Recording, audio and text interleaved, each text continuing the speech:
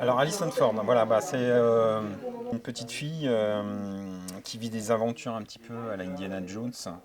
Voilà, qui sait faire plein de choses déjà à son âge, qui parle plusieurs langues, qui sait faire du feu toute seule, qui sait se débrouiller toute seule, voilà, qui est toujours pieds nus, qui monte aux arbres, qui fait des cabanes dans les arbres. Donc c'est un petit peu voilà une Tom Sawyer au féminin. On voulait en fait faire des clins d'œil comme ça d'aventures qui nous ont marqué nous étant jeunes et que voilà les jeunes ne connaissent pas forcément maintenant parce que ça reste des grands classiques mais qui sont un petit peu datés en même temps. Bon, certes, il y a toujours des diffusions à la télévision ou des livres qui paraissent, mais les jeunes ils sont tellement pris dans d'autres choses qu'ils ne connaissent pas forcément. Et on voulait marquer voilà, les esprits en faisant des clins d'œil à tous ces grands classiques. En Que ça mettant un coup de soit. jeune. Comment? En mettant un coup de jeune aussi. Oui, en mettant un coup de jeune, bien sûr, parce qu'il fallait coller aussi à l'air du temps. Et puis le fait que ça soit une jeune fille qui soit rousse au milieu de la jungle verte, on la voit bien. Et donc voilà, il y a plein de petits clins d'œil, de toute façon, qui sont à l'intérieur du livre, mais aussi voilà, pour ceux qui connaissent un petit peu tous ces classiques-là, ils vont les reconnaître à la fois dans des petits clins d'œil de dessin, puis dans le scénario aussi.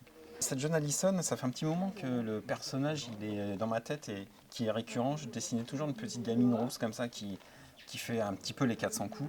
Et Joris Chamblin avait vu mes dessins. Et, voilà, et lui, de son côté, il mûrissait un scénar depuis quelques années et il voulait travailler avec moi. Et un jour, il m'a dit, bah écoute, voilà, j'aime bien ce que tu fais, et si pouvait se rencontrer, et puis voilà, je vais te parler d'un truc. On s'est rencontrés lors du festival de livres de Péronne. Et là, voilà, je sais pas, on a discuté pendant 3 4 heures. Et puis j'ai dit, bah Banco, moi ça me plaît ton truc, ton histoire. Puis il m'a dit, bah voilà, moi je vois ta petite fille rousse là-dessus, ça te collerait bien. Puis bon, on a commencé à travailler, c'était parti quoi. C'est un cycle de 3 albums qui va se passer en Amazonie. Donc la petite Alison Ford va avoir de sacrées aventures. D'ailleurs, elle rencontre un jaguar là, qui est, bon voilà, dans l'histoire il y a des animaux totems. Les personnes sont affiliées à un animal et sont connectées au niveau esprit avec un animal, que ce soit dans la jungle ou ailleurs. Donc voilà, à chaque fois on les voit accompagnés de.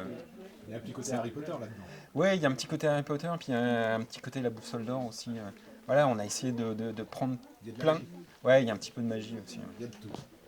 Ouais, on va dire ça. Ouais, ça fait Indiana Jones, hein. Il y a ce côté un petit peu ésotérique aussi, donc on aimait bien quoi. Par rapport à tout ce que j'avais fait avant, j'ai essayé de donner quelque chose de plus personnel, hein. C'est-à-dire qu'avant j'avais eu beaucoup des albums de commande, donc, où je devais coller à un scénario particulier. Là, tout vient de nous en fait. C'est la première fois où quelque chose voilà, vient au niveau du scénario de quelque chose que j'avais envie de faire. Tu Donc, peux nous montrer des exemples là, oui, de ce oui, que alors vous avez fait. voilà. Hop. Bon, voilà la première page. Donc que ce soit au niveau du dessin ou même au niveau de la mise en couleur, là, voilà, tout a été choisi et c'est ma palette couleur. C'est vraiment mon style de dessin qui fait que bah, voilà,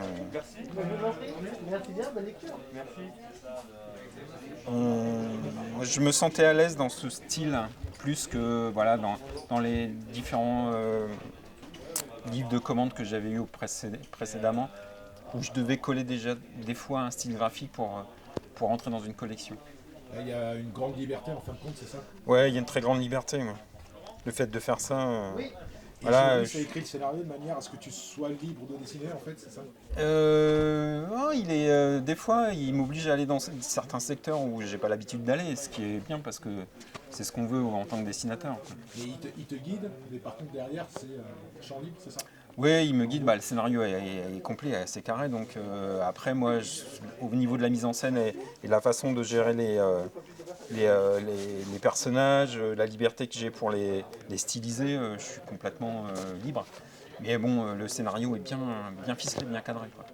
Et vous avez donc été présenter le projet à Vent d'Ouest, ça s'est passé comme ça. Ouais, en fait, on a lancé le projet chez tous les éditeurs. Que ce soit Dargo, tout, je crois, Glénat, Bambou, on les a fait tous, Fruit de Sèvres aussi, et ils ont tous dit oui.